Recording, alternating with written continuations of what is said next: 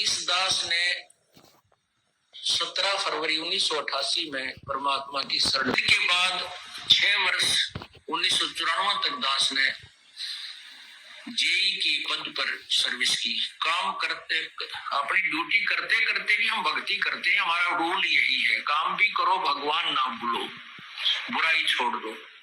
लेकिन 1994 में परमात्मा ने आदेश दे दिए गुरु महाराज ने कि तू इस काम में संभाल।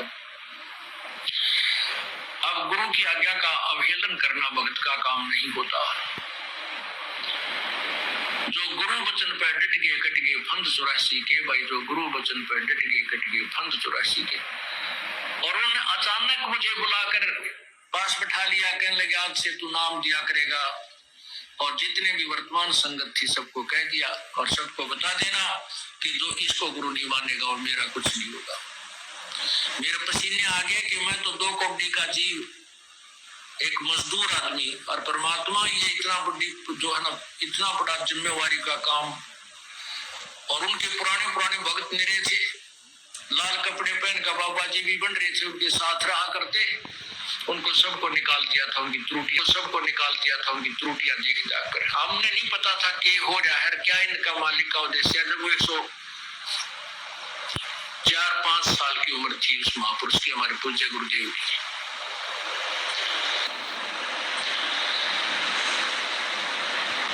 और कहा मैं तेरे साथ रहूंगा।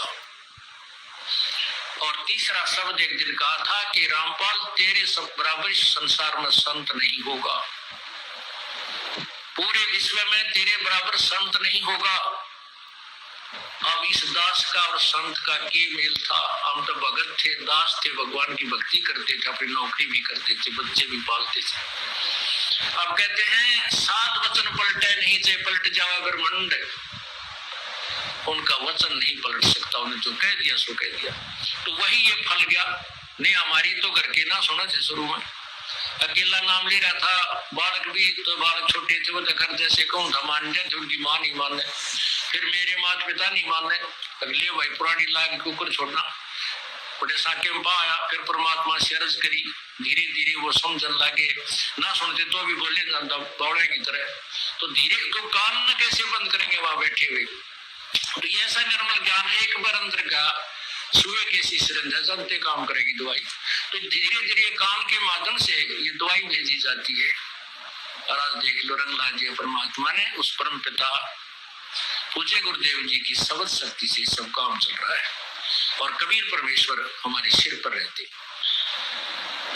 तो परमात्मा उस दिन के बाद सन 1995 में इतने 21 साल के बाद इतने पाठ हम घर पाठ किया करते थे। 3 दिन पाठ करते थे और 1 दिन पहले जाना पड़ता था। ये दास स्वयं सेवा करता था, घर जाके उनके सब जहां हमें पाठ करने का स्थान देखना होता था उसकी सफाई करते थे। कईयों का देख कर कमरा होता बड़ा सा, उसी में पाठ भी करना, उसी में खाना भी बनाना, उसी में खाना भी उसी में, सोना भी उसी में। तो उस ढंग से अपनी सेटिंग कर लेते हम इतनी जगह में पाठ कर लेंगे। तो मेरा जाना आवश्यक था उसमें, क्योंकि स्टार्ट था भक्ति का और स्टार्ट था इस 500 यज्ञ करने का। किसी को नहीं मालूम था, बच्चे थे सेवक देने लगे। और धीरे धीरे फिर वो क्या हुआ कि इतने पाठ हो गए कि मुझे नौकरी, पहले तो क्या करता था, शुक्रवार को पाठ प्रारंभ किया। ड्यूटी करके सामने चले जाते बृहस्पतिवार को, शुक्रवार को रात में तैयारी करते, शुक्रवार को शनिवार को अब पाठ प्रारंभ करके अपनी नौकरी पर चला जाता। फिर शाम ना लेता, शनिवार इतवार की छुट्टी हो जाती। काम चल रहा था वो हफ्ते हुए, फिर होने लगे दिल्ली। अब अफसर भी दुखी है, मैं भी दुखी। तो फिर उस दिन रिजाइन कर दिया परमात्मा के नाम पर। 18 साल की नौकरी होगी थी मेरी। हालांकि कुछ और भी हमारे साथी कह रहे थे भाई अभी 2 साल और डट जाओ, आपकी पेंशन बन जाएगी। वाह भैया, पेंशन तो क्या कितनी बार होगी। जो पेंशन ई बनेगी ना, या कदे नहीं बनी थी, या समझे थे उन्हें तो मुझे मूर्ख ही समझा। और दास की सौभाग्य था कि मुझे नौकरी या मजदूरी मिल गई भगवान की और उसकी पुण्यात्माओं को दलदल से निकालने की।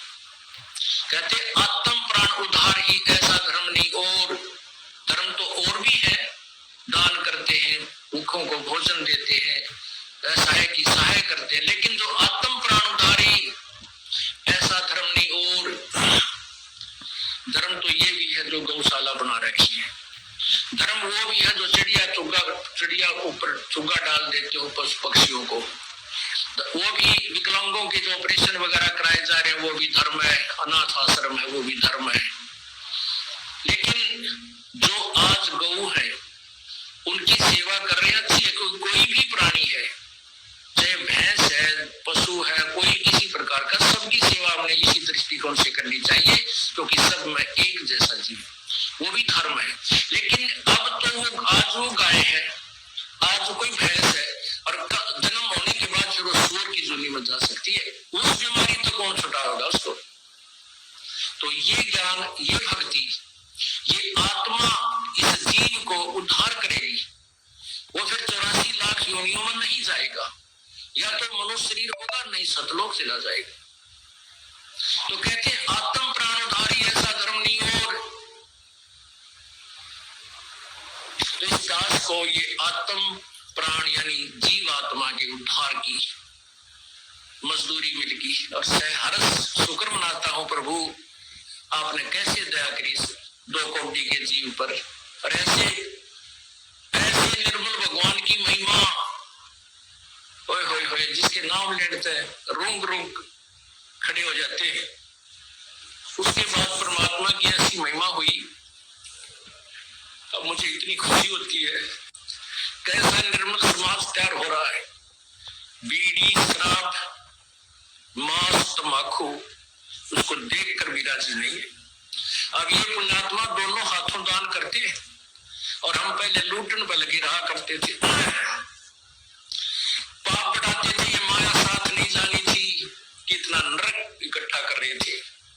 और परमात्मा क्या कहते हैं, सतगुरु के सिजदा करूं कर्म छुटाए कोटि, और जो ऐसे सतगुरु की निंदा करे फिर जम तोड़ेंगे होठ। अब जो लोग बिना देखे सोचे समझे और भक्तों की, संतों की बुराई करते हैं, अब क्या बताते हैं कि सतगुरु के सिजदा करो जिसने कर्म छुटाए कोट, करोड़ों पाप कर्मों से हटाकर और पुण्य कर्मों पर लगा दिया। कितने पाप कर्म बचा दिए हमारे। और जैसे ऐसे सतगुरु की जो निंदा करते हैं, कहते हैं उनके जम तोड़ेंगे होठ, यम के दूत उनके इसे लठ मारेंगे, चाहे कितना लागो, मुंह पे, होठा पे। होठ इसलिए कहा कि इसमें ज्यादा दर्द होया करे, सोई भी बुढ़ी आया करे। तो कहते हैं वो जम तोड़ेंगे होठ जो बकवाद किया करते थे, संतों की निंदा करते थे। नित्यानंद जी महाराज ने यहाँ तक कहा है, भाई तू ना मानता ना, ठीक है, अपना और काम कर ले, और कुछ कह सुन ले, पर संत की निंदा मत करिए, ये तेरे लिए बहुत जबरदस्त पाप बन जाएगा। लेकिन जो इस मार्ग से परिचित नहीं, वो नादान बच्चे आग में हाथ दे देते, बिजली के तार को छू लेते, और ज्ञान होता सत्संग से, और सत्संग में ये काल नहीं आने देता। तो उस दिन के बाद परमात्मा की ऐसी रजा हुई कि बाग लाग गया भगवान का। और यही प्रार्थना करता रहा, परमात्मा तेरे बच्चे तुझे समझे पहचाने, दास को ये नौकरी दी है, इसमें सफल भी आप ही करोगे। इन लोगों ने तो आपको भी नहीं बख्शा था, जब जिसमें आप यहाँ आए थे काशी में 120 वर्ष रह करके सारा जीवन आपके पीछे पड़े रहे। उन दुष्ट आत्मा स्वार्थियों ने अपने स्वार्थ के लिए जनता को सत्य ज्ञान नहीं समझने दिया, और परमात्मा को बहुत यातनाएं दी गई। अब उनकी जो यातनाओं, उनके साथ जो हुए संघर्ष को देखकर इस दास का दिल डटा हुआ है कि हमारे साथ तो अभी कुछ भी ना हुआ है। जो उस परमात्मा के साथ कितना तेल के कढ़ाई में डाल दिए, कितना काट काट के घेर दिए, कितना कुएं में डाल के ऊपर से डले ठोक दिए, कभी डोके न पाए। वो तो समर्थ थे, और जनता कुछ नहीं बिगाड़ सकी, और ना ही उनको समझ सकी। समझना चाहिए था, कुछ लोग समझे भी थे, लेकिन बाद में फिर वो ठीक ढंग से ना लगे तो भगवान ने उनको स्वयं ही रिजेक्ट कर दिया था। परमात्मा क्या बताया करते थे, कैसा ऑथेंटिक उदाहरण दिया करते थे। अपनात्माओं, गाते हैं, भाई सिर साटे की भक्ति है और कछु नहीं बात, सिर के साटे पाई यो अवगत अलख अनाथ। अब शीश कैसे देना है? शीश ये नहीं भाई काट के सिर चढ़ा दे भगवान के चरणों में, ऐसे नहीं। जैसे आपको परसों के सत्संग में सुना था कि गुरुदेव को समर्पण कर दिया जाए। समर्पण का अर्थ ये है कि जो आज्ञा दे वही की जाए, चाहे वो बुरा लग रहा है चाहे अच्छा लग रहा है, उसमें हमारा हित है, अति हित होता है। और संत क्या कहते हैं? भाई बीड़ी शराब मांस ये मत पीना। संत कहते हैं चोरी जारी नहीं करना, डाके ना डालना, किसी की जेब ना काटना, ये महापाप है तेरे लिए। अपना करके खाना बेटा, भगवान भजना, इसी तरह कल्याण होगा। और हम यही वचन नहीं मानेंगे तो फिर यहाँ स्कूल में आने की आवश्यकता क्या है? इस विद्यालय में सत्संग में आने की आवश्यकता क्या है? हम गलतियां भी गलती पे गलती करते रहे और फिर सत्संग में भी आ रहे हैं, तो वो फेल हो जाएंगे विद्यार्थी, वो पास नहीं हो पाएंगे।